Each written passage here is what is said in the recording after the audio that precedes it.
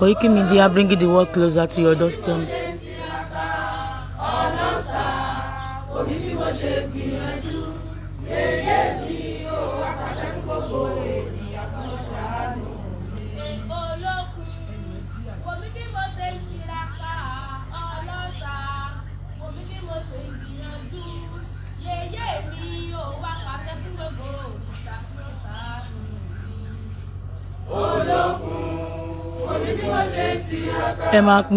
This is Ondo State Olokun Festival held in Ondo State.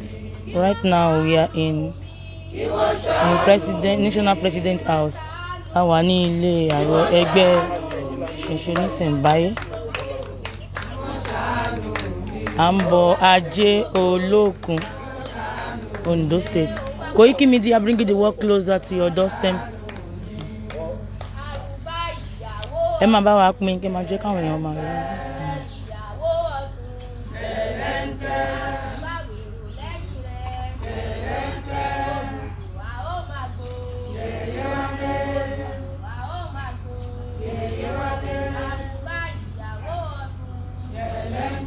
Koikimedia bringing the world closer to your doorstep. Ajé o ọmọdé ajere o, ajé o ọmọdé. Ẹni bá kọrin ajé máa jèrè o. Ẹni bá kọrin ajé máa jèrè o. Òun ló ń ṣòwò, òun ló ń ṣe dẹ. Ẹni bá kọrin ajé máa jèrè o. Ajé tí ń ṣàwo olókun ọ̀ṣẹ̀ǹgẹ̀ṣẹ̀ tí ń ṣàwo olúwẹ̀rí yèyé lódò. Èrò bá mi kí yèyé mi ajé abara funfun lẹ́nà nínú omi. Jàjèrè ajé o ọmọdé ajèrè o. Ajé o ọmọdé ajèrè o. Ẹni bá kọrin ajé máa jèrè o. Ẹni bá kọrin ajé máa jèrè o. Ajé wá mi wá o nílé ayé. Ajé wá mi wá o mo mà ti ṣe tutù. Ajé yálé mi mo fẹ́ràn ọ̀gẹ̀dẹ̀. Ajé wá mi wá o nílé ayé. Ajé wá mi wá o mo mà ti ṣe tutù. Ajé yálé mi mo fẹ́ràn ọ̀gẹ̀dẹ̀.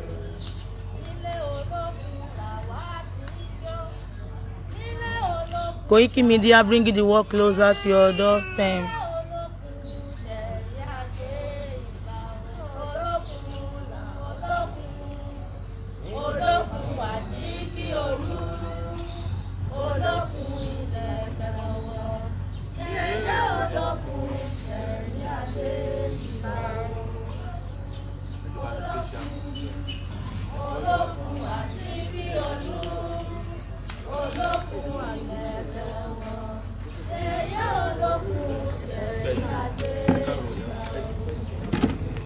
Olokun làgbà omi o, olokun làgbà omi.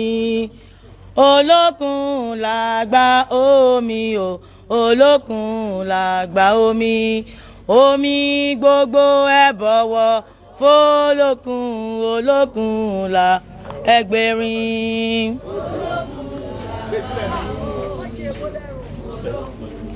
Koikimedia bringing the world closer to your doorstep.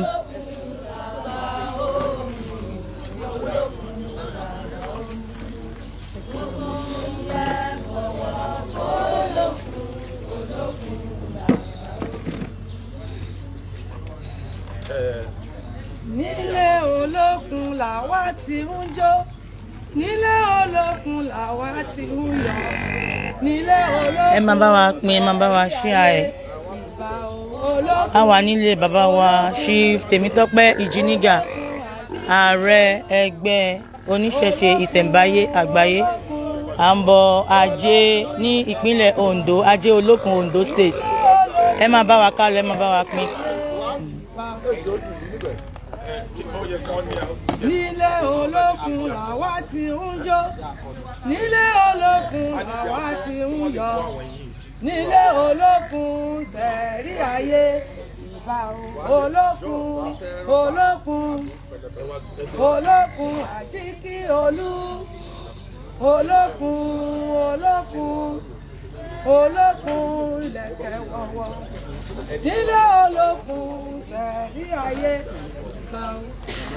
mo bòkun wá rí o mo bòkun wá rí o mo bòkun wá rí mo bọ́ sàwẹ̀sẹ̀ ẹni ọlọ́run bá wẹ̀ ló mọ̀ ro mo bòkun wá rí o mo bòkun wá rí o mo bòkun wá rí o mo bòkun wá rí mo bọ́ sàwẹ̀sẹ̀ ẹni ọlọ́run bá wẹ̀ mo bòkun wá rí o.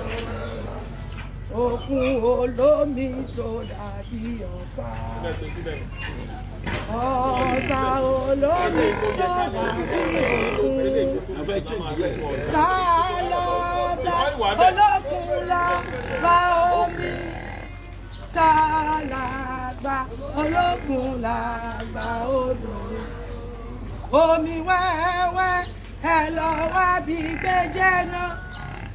Àkàbà òṣègùn sọ́mọ̀ wọlé òkun ẹ ò lè rí bí olókun òkun lónìí lọ olókun fi ọ. Koikimedia bringing the world closer to your doorstep. A wà ní Ajé Olókun Ondo State Festival láti bọ Ajé ẹgbẹ́ oníṣẹ̀ṣe ìsẹ̀mbáyé ní ilé ààrẹ Temitope Ijiniga ní ìlú Ọ̀rẹ́. Àwọn nǹkan tí a fi bọ ajé náà ni ẹ̀ ń wò nílẹ̀ yẹn. A ti ní èkuru, a ní ọ̀gẹ̀dẹ̀ ọ̀mìnì, a ní ọtí, a ní oyin, a ní ọ̀gẹ̀dẹ̀ ọ̀mìnì, a ní ẹyin àti bẹ́ẹ̀ bẹ́ẹ̀ lọ. Ẹ máa bá wa ká lọ, kẹ́ máa bá wa pín káwọn èèyàn máa rí. Ẹ máa bá wa ṣí àyè, kẹ́ẹ̀dẹ̀ máa ṣàṣẹ, kẹ́ máa fọkàn bá wa lọ. Olókun màmá bá wa wí. Màmá bá wa wí. Àwa ò kọ́ àó sì o. Bá omi màmá bá wa wí. Àwa ò kọ́ àó sì o. Ọba omi màmá bá wa wí. Olókun màmá bá wa wí. Bá omi màmá bá wa wí. Olókun màmá bá wa wí. Ọba omi màmá bá wa wí. Èmi ò kọ́ ọ̀hún ó sì o. Bá omi màmá bá wa wí. Èmi ò kọ́ ọ̀hún ó sì o. Ọba omi màmá bá wa wí. Olókun màmá jẹ́ ata. Mi màmá jẹ́ ọtẹ́. Olókun màmá jẹ́ ata. Ọba omi màmá jẹ́ ọtẹ́. Àwa ò kọ́ àó sì o. Ọba omi màmá jẹ́ ọtẹ́. Àwa ò kọ́ àó sì o.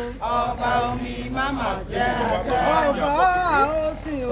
Ọba omi màmá jẹ́ ọtẹ́. Ìbò sí ajé o. Ìbò sí ajé. Ìbò sí ajé. Ìbò sí ajé iná. Ajé jọ̀wọ́ yálé wa o. Jọ̀wọ́ yálé wa. Afẹ́ kọ́lé ajé o.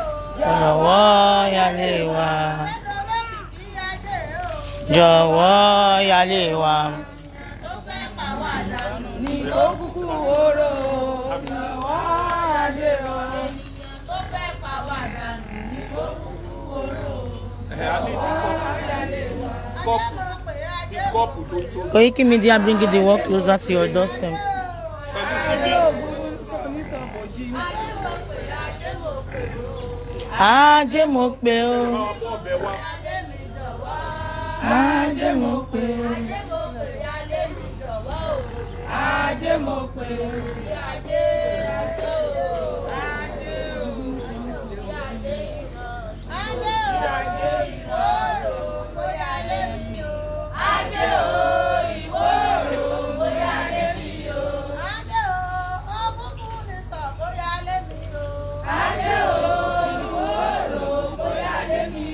Ẹ máa bá wa pín káwọn èèyàn lè mọ̀ pé àwa ń bí Koikimedia bringing the world closer to your doorstep.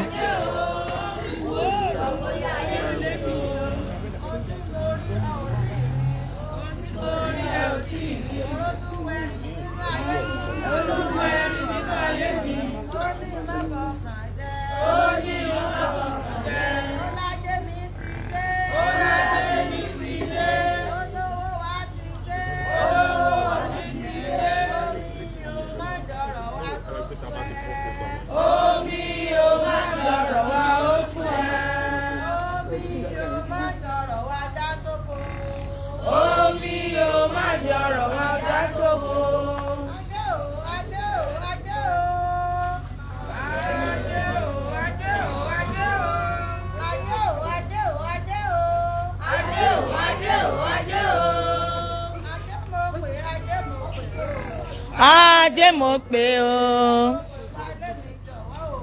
ajé mo pè o ajé mo pè ajé mo pè. Koikimedia bring the work closer to your doorstep.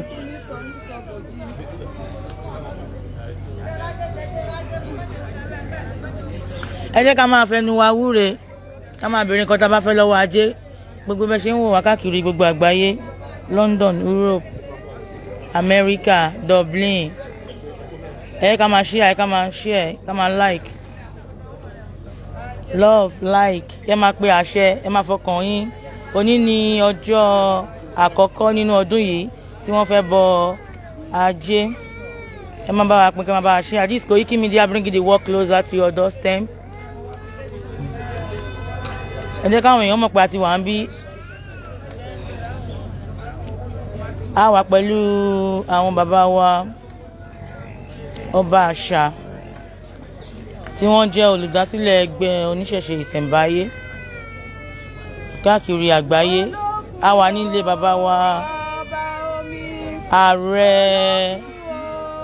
ẹgbẹ́ oníṣẹ̀ṣe ìsẹ̀mbáyé ní ìlú Ọ̀rẹ́ Chief Temitope Ijiniga compound.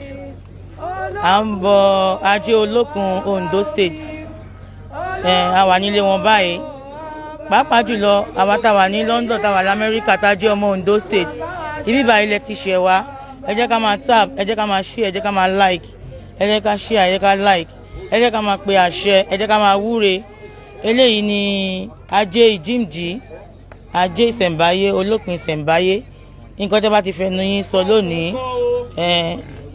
á bẹ̀rẹ̀ sí ní ṣẹ. ẹ máa wúre ẹ máa wúre. Koikimedia bring the work closer to your doorstep. bọ́ọ̀bù yẹn ga ó ti ń pẹ́ ju a ti ń pẹ́ ju sí i. Okun kami. Ma?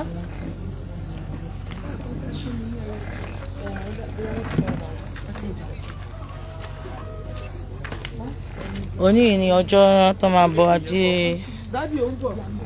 first Monday of this month. Ajé olókun Ondo State ni wọ́n ń bọ lọ́wọ́ báyìí ní ilé bàbá wa Chief Temitope Ijiniga ààrẹ ẹgbẹ́ ìsẹ̀mbáyé. ẹ máa bá wa kálọ ẹ máa bá wa like ẹ máa bá wa love.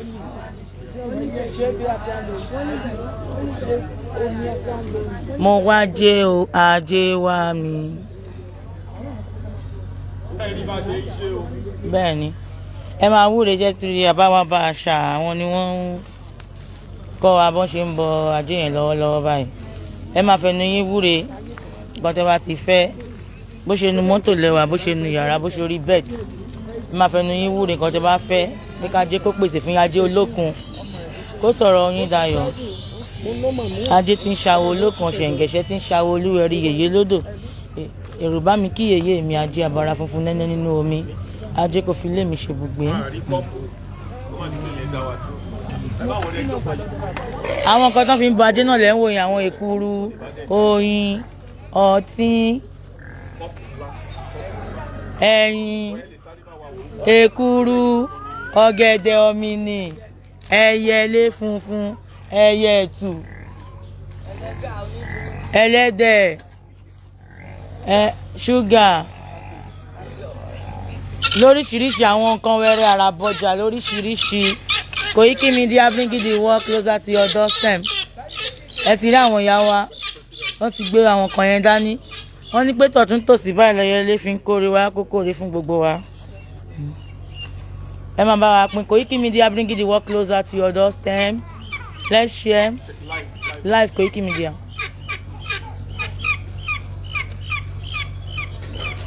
gbogbo nǹkan tá a bá ti fẹ́ ká máa tọrọ káàkiri gbogbo àgbáyé. àwọn ìyá wa mo rí.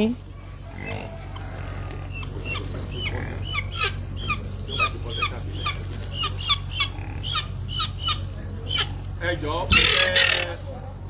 ó fẹ́ ṣe pẹ́pẹ́ yà.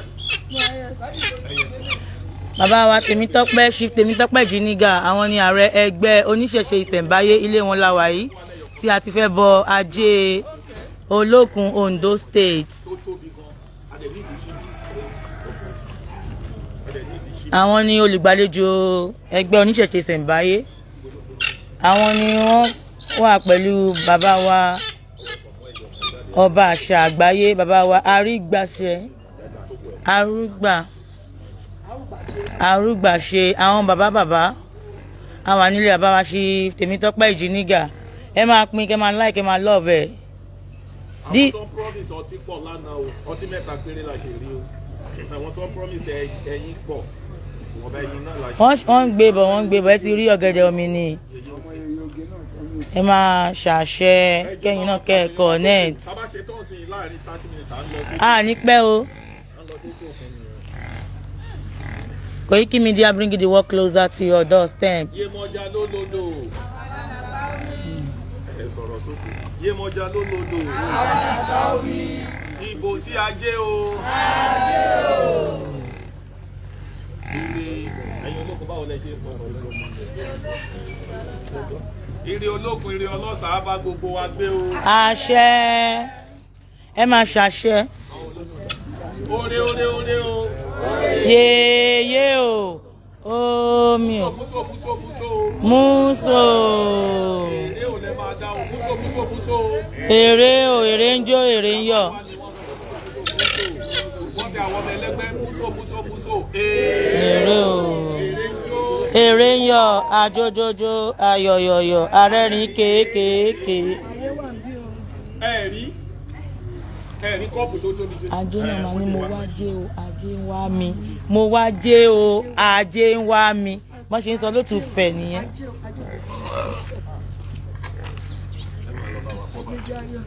Ó yá, mo wá jẹ́ o, ó yá.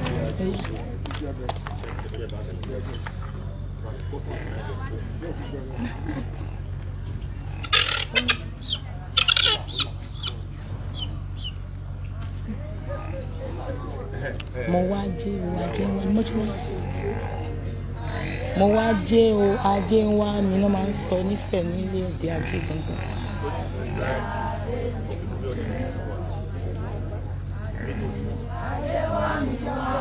Òní ajé wá mi wá o, mo máa ti ṣe tutù. Ajé yá lé mi mu. Mo wá jẹ́ o, wá mi, mo wá jẹ́ o.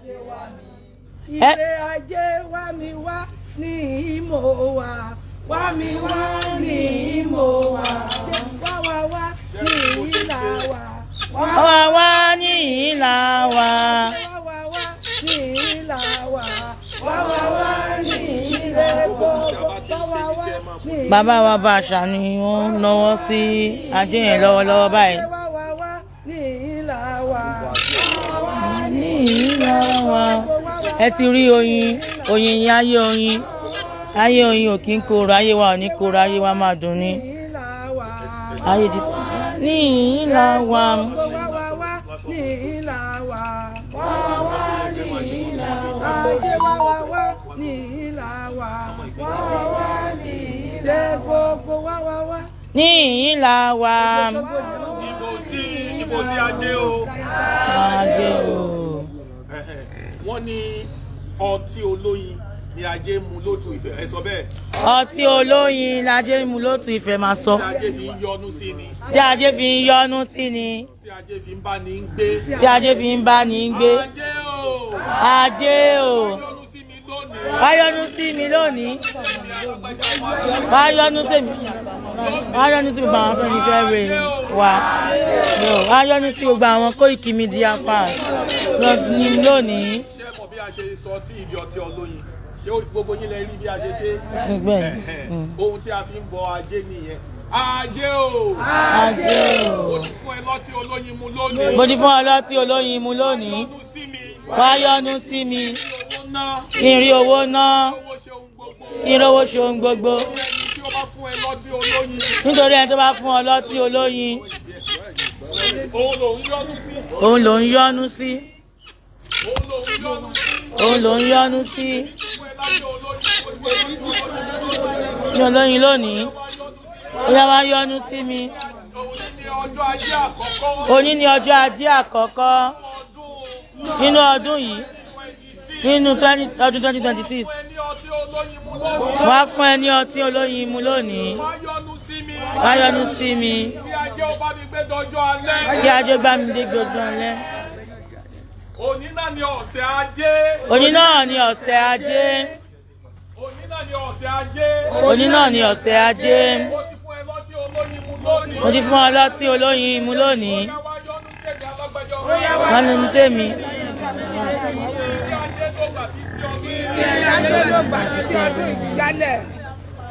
Koikimedia bring the work closer to your doorstep. Ẹ máa pín, ẹ máa ṣàṣẹ.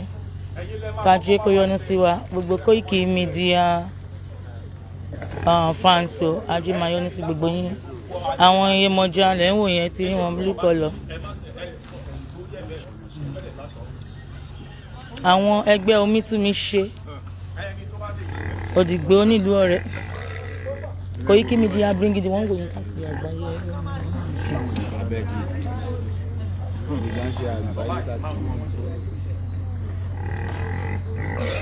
Koikimedia bring the work closer to your doorstep. Àwọn ẹgbẹ́ Omítúnmiṣe Òdìgbò Ọ̀rẹ́. Ẹ pẹ̀lẹ́ wà bẹ́ẹ̀ nǹkan ọ̀kẹ́ pọ́n yín lé sí. Mo pe ajé lónìí, ó yá wá sọ̀kalẹ̀ sínú ajé. Mo wá sọ̀kalẹ̀ sínú ayé. Ajé o. Ajé o. Mo pè ọ́. Èmi alágbájá. Èmi. Mo jẹ́ yèyé ajé. Ìṣẹ̀mbáyé. Ondo state. Mo pè wá ajé. Ó yá sọ̀kalẹ̀. Ajé o. Ajé o. Ó yá sọ̀kalẹ̀. Ajé yá sọ̀kalẹ̀. Ajé o. Ajé o. Sọ̀kalẹ̀. Ajé o. Ajé o. Sọ̀kalẹ̀. Sọ̀kalẹ̀. Sọ̀kalẹ̀ sílé. Sọ̀kalẹ̀ sílé mi. Ọmọ mi ló ń láyé. Bàbá lọ́jà. Bàbá lọ́jà Òdìgbò.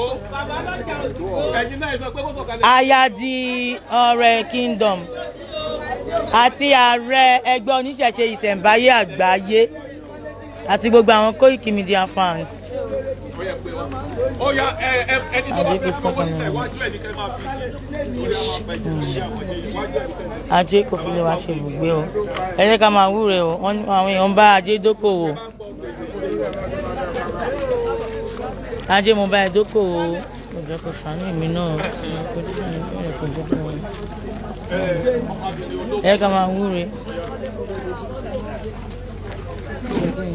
Ohun kan tó bá ti fẹ́ kẹ́ máa sọ, fẹ́ kọ́lé, ẹ fẹ́ ra mọ́tò, káwọn ọmọ yín kan ṣoríire.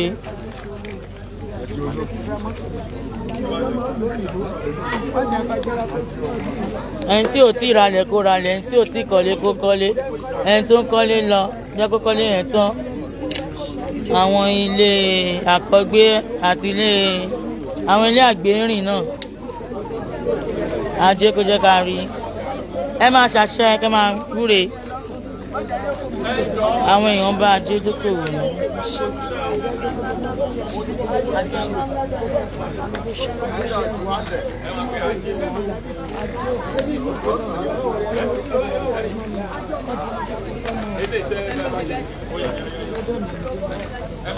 Ẹ ká máa wúre nǹkan tó bá ti fi ajé tí ń ṣàwó lókun ṣẹ̀ǹgẹ̀ṣẹ̀ tí ń ṣàwó olúrẹ̀rin èyí lódò.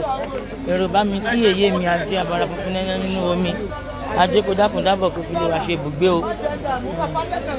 Ẹ̀yin tó ní ilé ayé kẹ́ ṣàánú fún wọn. Koikimedia bring the work closer to your doorstep.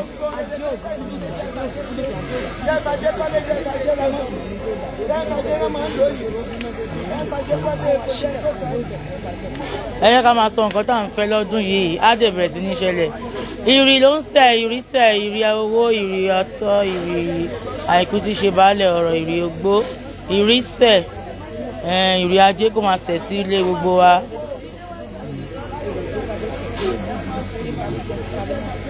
Gbogbo àwọn afẹ́nifẹ́re wa pátápátá kí ìrì ajé kó sọ̀ sílé wọn. Gbogbo àwọn tí mò ń ṣiṣẹ́ fún pátá kí ajé kó sọ̀kalẹ̀ sílé wọn. Gbogbo àwọn. Ajé o. Ajé o. Ajé o. Ajé ọmọ olókun. Ajé ọmọ olókun. sókun. Jẹ́ ká rí ọmú sókun. Kárí ọmú ṣe dá. Jẹ́ ká rí ọmú ṣe dẹ́. Kárí ọmú tọlọ́gìnì gíní aṣọ ìràdà. Jẹ́ ká mú ọmú sọ lọ́gìnìgìnì aṣọ ọ̀ràdà. Ajé àwa pé sílùú ọ̀rẹ́. Nílé bàbá wa. Chief Temitope Ijiniga. Ìjíniga. Yeah. Ààrẹ ẹgbẹ́ oníṣẹ̀ṣe ìsẹ̀mbáyé. Ajé ilé yóò máa pọ̀ sí. Àṣẹ. Ajé ilé gbogbo wa kò ní sí lọ. Àṣẹ. Ajé ilé gbogbo wa yóò máa pọ̀ sí. Àṣẹ. Elédùmarè á wá wo ọlá títí wọn, á wá kẹ́ gbogbo wa náà. Àṣẹ. Gbogbo wa tá a wá bíbí tá a wá jẹ́ wá tá a wó lókun wa. Olókun àjíkí olú ọba nínú ọ̀nà lálẹ́ odò tí ń ṣe ìyá ajé, á wá bu ajé sílẹ̀ gbogbo wa. Ajé kárí ná, ajé kárí lò, ajé kárí ajé ṣeun rere. Ajé tá a bá wá pa, bàbá mi ẹ̀ ní kí wà ìtàn. Àṣẹ. Ajé náà ẹ̀ ní kí wà ìtàn lórí ara yín. Àṣẹ. Ẹ̀ ní kí wà ìtàn lórí ọmọ. Àṣẹ. Ẹ̀ ní kí wà ìtàn lórí gbogbo nǹkan tẹ̀ ní láíláí. Gbogbo àwọn Afẹ́nifẹ́re yín. Koikimedia bringing the work closer to your doorstep. Pátápátá ajé náà àti ilé wọn ṣe gbùgbé. Ẹni tó bá ń bá wa ṣọ̀tá, ajé sá fún. Àṣẹ. Ẹni káwa jẹ wọ́n máa yé. Àṣẹ. Ẹni ọ̀tá wa mọ́ gbà. Ṣùgbọ́n ẹni tó bá nífẹ̀ẹ́ wa, àwọn Afẹ́nifẹ́re wa, kí ajé kó fi ilé wọn ṣe gbùgbé. Àṣẹ. Kí ajé kó wá wọn rí. Àṣẹ. Kí ajé kó wá wọn wá. Àṣẹ. Elédùmarè ká wá wọlá pé èní ni ọjọ́ ajé, èní ni ọ̀sán olókun, èní ni ọ̀sán Ifá, èní ni ọ̀sán Ọ̀ṣun, èní ni ọ̀sán Ẹgbẹ́, gbogbo àwọn òrìṣà tó ní ọjọ́ èní àwa pè wọ́n sọ̀kalẹ̀ gbogbo ọkọ̀ àbá aláṣẹ sí. Àṣẹ. Èyí tá à ń ṣe lénìí tó máa fi di àmọ́dún kí ẹnìkan oríkọ̀ọ̀kan wa kán wá dúpẹ́ ayọ̀. Ó ní àwọn kọ́lé nígbà tí mo wá sọ́rẹ̀ ilé mi lékún. Àwọn tí ò tí kọ̀ọ̀kan wá rówó kọ́.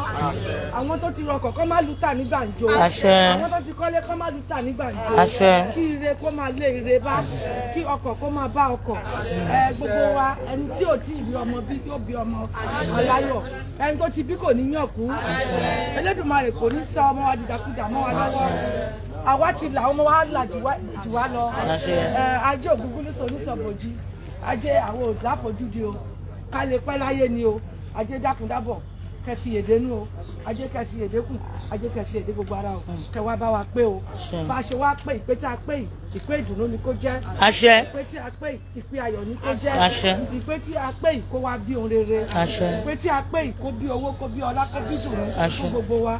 Gbogbo òrìṣà tí kálukú wa tá à ń kó bìbọn gbogbo wọn kan sọ̀kalẹ̀ kó wá bá wa pé kó wá bá wa ṣe o. Àṣẹ. Ànífẹ́ yìí ànífi sòpin o. Àṣẹ. Gbogbo ìwúre tí ẹnì kọ̀ọ̀kan wa tó wú tó tọrọ dénì Elédùmarè bá wa mú wọlé àṣẹ. Àṣẹ.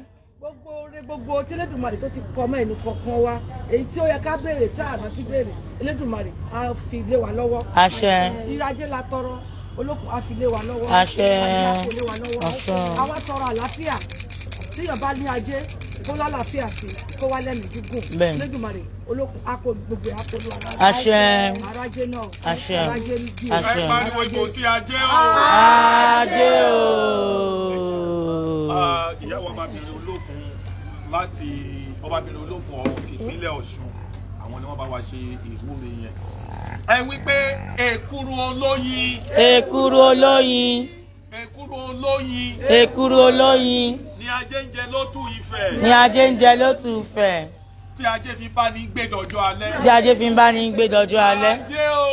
Ajé o. Òní lọ́jọ́ ajé àkọ́kọ́. Òní lọ́jọ́ ajé àkọ́kọ́. Nínú ọdún yẹn 2026. Ní ọdún 2026. Mo fún ẹ ní èkuru olóyin jẹ lónìí. Mo fún ọ ní èkuru olóyin jẹ lónìí. Wọ́n bá mi gbé títí ọdún yìí. Ajá bá mi gbé títí láyé. Bẹ̀rẹ̀ ọdún yìí títí di òpin ọdún yìí. Láti ìbẹ̀rẹ̀ ọdún yìí títí di òpin ọdún yìí ti Gbogbo ohun tí lánàá. bá fẹ́ ṣe nínú ọdún yìí. Gbogbo ohun tí wọ́n fẹ́ ṣe nínú ọdún yìí. Mo fẹ́ kọ́lé, mo fẹ́ ra mọ́tò. Mo fẹ́ kọ́lé, mo fẹ́ ra mọ́tò. Gbogbo àwọn Afẹ́nifẹ́re gbogbo àwọn tí mò ń kíṣẹ́ fún pátá jẹ́ kán mọ̀ ọ́ lára, jẹ́ kán mọ̀ ajé yìí lára. Gbogbo àwọn tó ń náwó sí ajé yìí lọ́nà kan àbí òmíràn tó ń rán mi sí ajé yìí. Mo ti fún ọ lékùrú olóyin lónìí, gbogbo wa ti fún ọ lékùrú olóyin jẹ lónìí. Ṣẹ́rí tí tó bá ti ṣe tán, tá a bá ti ń gbé káàkiri, tẹ́ bá ti lè mú irú eléyìí kò ti tó. Kì í ṣàjẹyó kó ba lè kárí. Irú eléyìí báyìí tẹ́ bá ti mú. Kẹ́kọ̀ọ́ bá ajé mulẹ̀ ni. Òun ni. Kì í ṣe pé lómi lè bu gbogbo ẹ̀ kó wò pé ibi tí ń pa òun tẹ́lẹ̀ ẹjọ́. Ẹ bá wa pé ìyàwó ọmọbìnrin olókun ti ìpínlẹ̀ Ondo yìí yá òkè àgùnlà. Ẹ wá bá wa fún ajé olókun ní èkuru.